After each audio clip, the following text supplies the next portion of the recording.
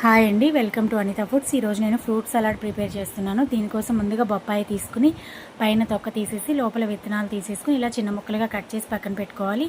అలాగే దానిమ్మకాయ కూడా కట్ చేసి ఇలా విత్తనాలు చేసుకోవాలి.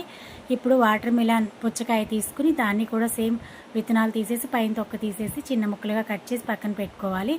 ఇప్పుడు బ్లాక్ గ్రేప్స్ అలాగే గ్రీన్ గ్రేప్స్ కూడా తీసుకోవాలి. సీడ్లెస్ గ్రేప్స్ అనమాట ఇవి. వీటిలో కొద్దిగా సాల్ట్ వేసి వాటర్తో వాష్ చేయాలన్నమాట. ఫస్ట్ ఎప్పుడు కూడా గ్రేప్స్ సాల్ట్ వాటర్తో క్లీన్ చేసి తినండి. సో ఇప్పుడు ఒక ఆరెంజ్ తీసుకుని ఒలిచేసుకుని పక్కన పెట్టుకుంటున్నాను. ఇప్పుడు అలాగే యాపిల్ కూడా ఇలా పైన తొక్కంతా తీసేసుకుని చిన్న చిన్న ముక్కలుగా కట్ చేసి పెట్టుకోవాలన్నమాట. సో ఇవన్నీ కూడా ఒక ప్లేట్లోకి తీసేసుకుంటున్నాను అనమాట. ఇప్పుడు వీటిలోకి పాలు కాచేసిన తర్వాత మీగడ ఉంటుంది కదా, ఆ పాల మీగడ మిక్సీ జార్లో వేస్తున్నాను అనమాట. 2 స్పూన్లు వేస్తున్నాను. 1 స్పూన్ పంచదార వేసేసి దీన్ని మిక్సీ చేసుకుని వీటి మీద వేసుకుని తింటే చాలా టేస్ట్ ఉంటుంది. Thank you so much for watching my video.